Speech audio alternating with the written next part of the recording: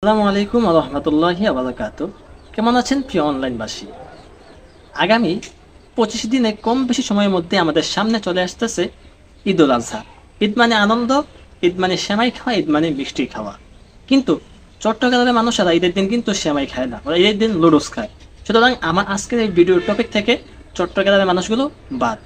আমি আপনাদের সামনে আজকে নিয়ে এসেছি একটি জিনিস। আমার হাতে আছে নারিকেল।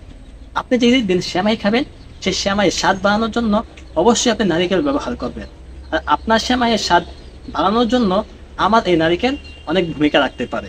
ঈদ উপলক্ষে আপনারা সেমাই খাবেন, সেই সেমাইতে নারিকেল অবশ্যই দিবে। কিন্তু বর্তমান বাজারে নারিকেলের অনেক সংকট এবং নারিকেল অনেক দাম। সুতরাং আমরা আপনাদেরকে দিচ্ছি সর্বনিম্ন মানের সর্বনিম্ন দামের নারিকেল, কিন্তু দামে কম মানে ভালো কাকুলি নারিকেল। আমাদের এই নারিকেল আপনি কেন নেবেন?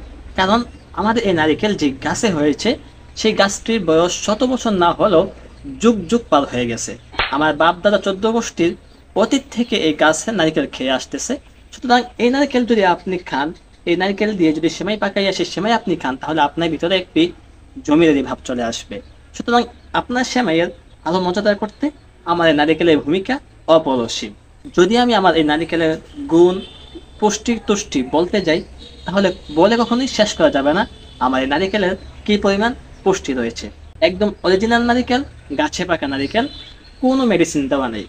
যদি আপনি অর্ডার করতে চান, তাহলে আমার ফেসবুক পেজে মেসেজ করুন, অথবা আমার হোয়াটসঅ্যাপ নাম্বার 01887470773 এই নাম্বারে মেসেজ করুন। আর আপনারা হয়তো বা ভাবতেছেন যে এই নারিকেলের দাম কত হতে পারে।